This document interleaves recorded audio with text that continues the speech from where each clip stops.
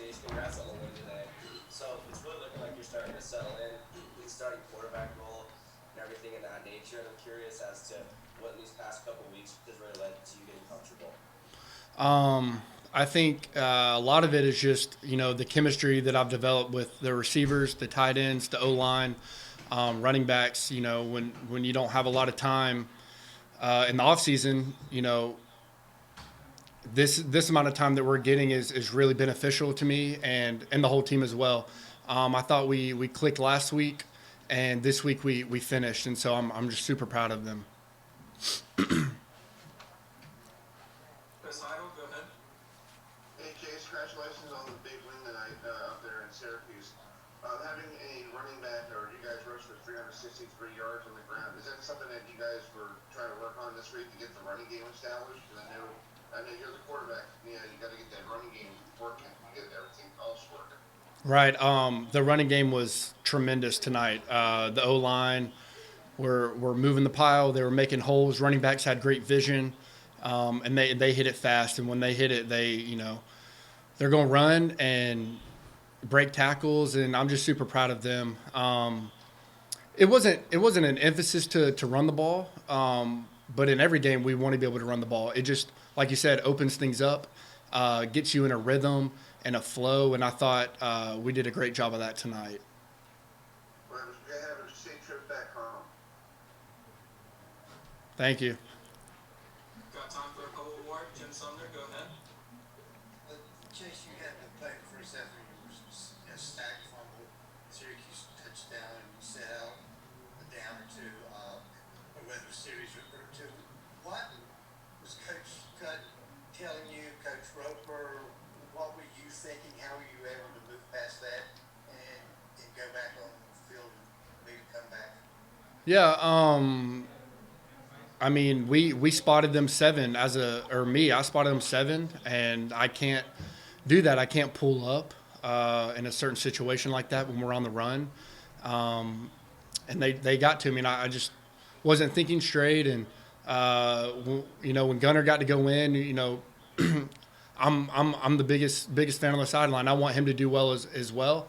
And then when I got to go back in, I settled back down. I thought I had a lot of emotions, nerves. Like I wasn't really playing, my type of ball. And thought the second half, and when I got to go back in, I settled down, and we really got things going. Who on the new coaching staff or a team man helped you send that? Joe on the sideline. He's always talking to me no matter what, good or bad. He's relaying me information. Gavin, Chris, Gunner, Luca, all the Qs on the sidelines. They're helping me calm down as well. So all those guys. Casey Hintz. Hey Chase, congratulations on the win. Obviously you've been in a lot of winning locker rooms, but obviously haven't been in the last 4 weeks on the other end of things. Just for you personally, finally getting one under your belt, just how good does this feel for you? Yeah, it's a great feeling. We've been close the other games, and finally we get to go in the locker room. I see smiles, I see cheers, some dancing, and just people, excited that we won, and excited to play football again. I think when you go into, you're right there, and you end up losing, like it's hard. It's not a good feeling. And so to come back, battle tonight, and finish the way we did was pretty awesome. Awesome. Go to Tom Shanahan. Hey Chase, watching the game on TV, as we all know, usually those halftime interviews with the coach before he goes into the locker room are pretty worthless. But today's was pretty good. Coach Cutt talked about how he was frustrated you guys didn't have a bigger lead from the mistakes, and he was going to get your attention at halftime. Could you talk about the seed in halftime and coming out and responding in the second half? I mean, the biggest the biggest thing that we talked about was just protecting the ball. We've been careless with the ball, whether it's running, whether I'm throwing, and mistakes like that. You can't afford that to happen, especially when you're dominating the game for the most part. I mean, we're up so many more yards, and we're driving all the way down, and then boom, we fumble, boom, I throw a pick, and like that's the biggest thing. Like we just have to protect the ball, and we will put points on the board. So that was the message. All right, thank you, Chase. We'll let you. Yeah, we heard a lot going in the run up this game about Syracuse's hurry up offense and how that put defense back in the heels and everything. How are you able to prepare for that and use that preparation to take? Yeah, the coaches put us in a great position of working on their tempo, and they definitely came out and they ran the tempo offense on us a little bit, but we were really conditioned, and that's a testament to our coaching staff. They really put us in position to be successful when it came to going against that tempo offense of Syracuse. One thing Syracuse has been able to do this year is protect Vito. You're able to get a lot of pressure on you. How did that happen? Yeah, the coaches put us in great position with the play calls, and also up front we played really relentless as a group, as a unit, and we definitely wanted to get after the quarterback, and that's what we went out and did today. Miss Heidel, go ahead. Hey, Drew, congratulations on the big win today. What did you guys do this week during practice? I know last week you had a tough loss against Virginia Tech. What did you guys do during practice to make sure you guys could find your first win in the ACC this year? Yeah, the thing that we did this week was, focus on ourselves, and the coaching staff really decided that they were going to push us a little bit harder than what we were doing in the past, and that just worked out for us in the end. They did a great job of coaching us up this week. Thanks, dude. Congratulations. Thank you.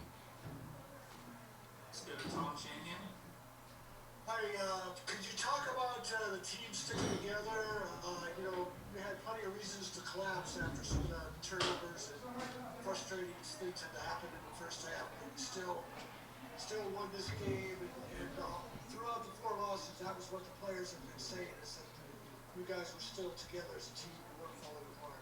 Yeah, the big word for us this week was finish, and that's what the coaches were telling us to do. That's what we were holding ourselves accountable as players, just going out there and finishing, and that's what we needed in past games, and that's what we did today. Thank you.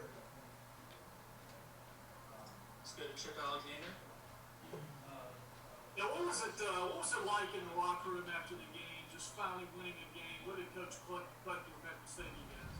Yeah, after the win, we were very excited just because we know the type of talent that we have here on this team and in this program, and Coach Cut was just saying, this is the first of many wins, and so we were very excited. We were having fun dancing around, and it feels really good to get this first win. Was Coach Cut dancing around as well? Of course, yes, he was very excited as well. Let's go to Jim Sumner. Drew, I don't know if you're on the field for this play or not. But to talk about this, the first half, Syracuse tried to go hurry up on 4th and inches from about the 12-yard line, and Duke was prepared for that. And something really to do. Balaam got the ball back, and that might have been the biggest play of the game. How was Duke able to be prepared for that? Can you say that last part again?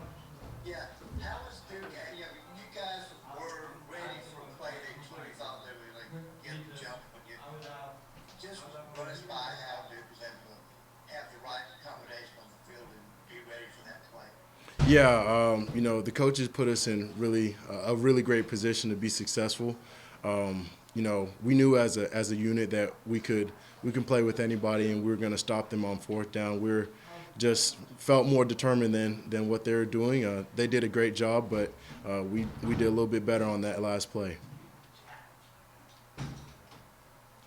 All right, thank you, Drew. We're going to transition over to. Thank you. Performance today. What I wanted to ask about, it looked like you and Mateo were having a little competition. Like he busts off a long run, and then you do. And I'm curious what that's like. Is that something that you both feed off of, and it lets you both, play even better? Yeah, definitely. Once we come off the field after drives that we're on, we always like pick at each other. I just did this, I just did that, blah blah blah. But it's always jokes, and we definitely feed off of each other. Once we see each other break a long run or run through somebody or get a first down or something like that, we always feed off of each other. And once the next person comes in the game, we're just ready to replicate that. Thank you. Jim Sumner, go ahead. Hey, Deon, you had an early fumble and you came in that may have been among the Duke fan base. Sort of, oh, here we go again thing. How are you able to put that in the rearview mirror and turn around and have one of the best games of your career? Honestly, I learned from my mistakes from the past. Usually, if I fumble or something like that, or if I make a mistake, sometimes I tend to like harp on it for a while. But this time, once I came to the sideline, I just told everybody that was my fault. It won't happen again, and I just put it in the back of my head, and I just forgot about it, and I just tried to play my game, do what I can do to help the team win. Offensive linemen always, I mean, running backs always give credit to their offensive line. Um, which one of these guys is going to get a steak from Dan Jackson this week? Say that again. I couldn't hear you. I said, running backs always give credit to their offensive line. Which offensive linemen are going to get a steak from Dan Jackson this week?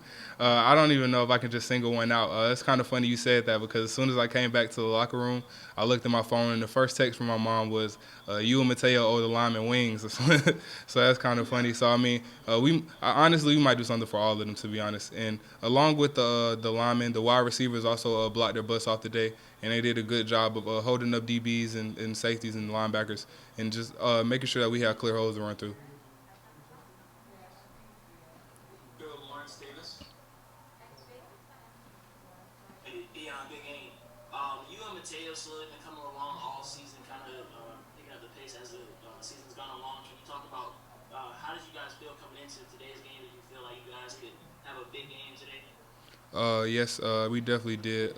Going throughout the week, we're pretty confident, I would say, me and Mateo. So we feel like we can run on any team that we play against, and we just kept that mindset coming into this week. And we just encouraged everybody on the offense. We all came in with a determined mindset that we were going to be physical. We were going to run it down their throats. And we were gonna try and go out there and just do what we game plan for, and we came out there and accomplished that. And what is a win like today? What does that do for the team's confidence? The morale and the confidence of the team is definitely boosted.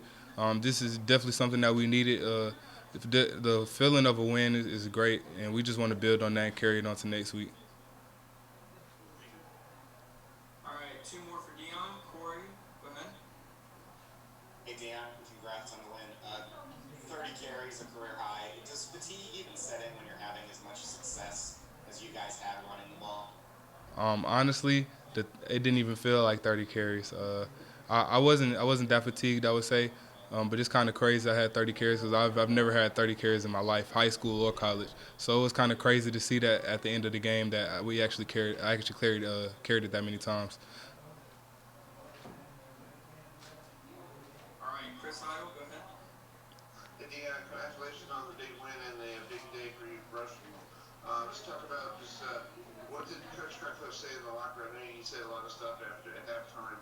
I know you didn't want to say, you don't want to say it all of it, but what did you guys do in the second half that you didn't do in the first half because you guys just went, basically rushed a lot of 363 yards altogether? For the most part, we just wanted one of the main things that we were being told is just make sure that we protect the ball and keep the ball in our hands. I feel like that was something that we're trying to focus on a lot and trying to eliminate, and that was something that Coach Cole was really big on. Just making sure we take advantage of our opportunities and not give it away to the other team. Is it good to feel like you finally got this first win of the year after some tough games? Yeah, it definitely feels great.